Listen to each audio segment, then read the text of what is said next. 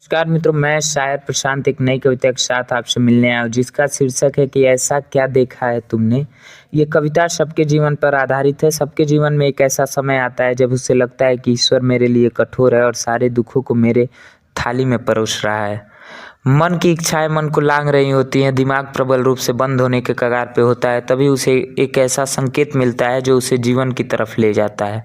आज की कविता आपको बहुत कुछ सिखाएगी। बदले में आपसे एक चीज़ मांगता हूँ, आप इस कविता को ज़्यादा से ज़्यादा शेयर करिएगा।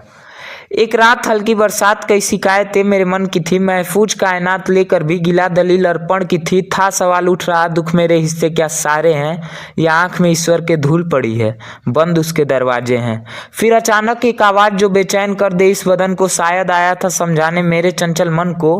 कभी देखा है बरसात को सर पे बिना किसी छत के, या अपने प्रेमिका को देखा है किसी और के खत पे, या देखी है मौत मित्र की नशे की लत में जाती हुई बाजी, देखी है दुश्मन के पक्ष में।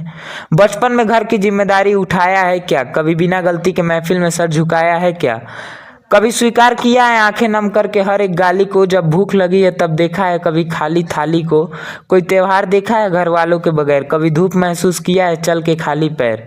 बीमारी में बढ़ती रात का सबक नहीं देखा, जले पे तुमने कभी नमक नहीं देखा, उड़ते झोपड़ी को नहीं देखा तेज हवाओं में, जहर लेते नहीं देखा परिवार को कभी महंगी दवाओं में।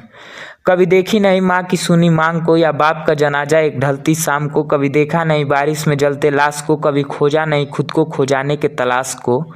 अपनों के द्वारा छल को, गैरों के द्वारा बल को, किसान के द्वारा हल को, या मुसीबत प्रबल को, घर को कलेश को, मित्रों के बदलते भेष को। जिंदगी में कुछ ना बचा हो परंतु सांस अभी विशेष हो।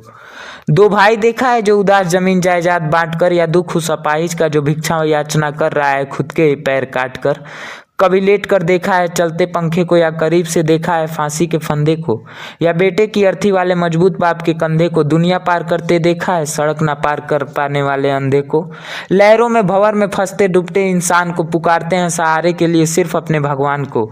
शायद उनकी जिंदगी का अर्थ नहीं जो खुद को खो के बैठे हैं, जो मंदिर के बाहर कुछ पैसों के लिए भगवान के भरोसे बैठे हैं। कभी रात बिताया है आंख बंद करके सोचते सोचते, या देखे हो हॉस्पिटल में पीड़ित के परिवार को आंखें पोंछते पोंछते। अपने प्रेम को देखे हो दूसरों को बड़ा बनते, कभी सोचे हो खुद को दूसरों की जगह खड़ा करके। मेहनत में चूर होने के बाद भी माँ बाप को खुद से नाराज, कभी मित्र पे भरोसा हो वो भी निकले धोखेबाज।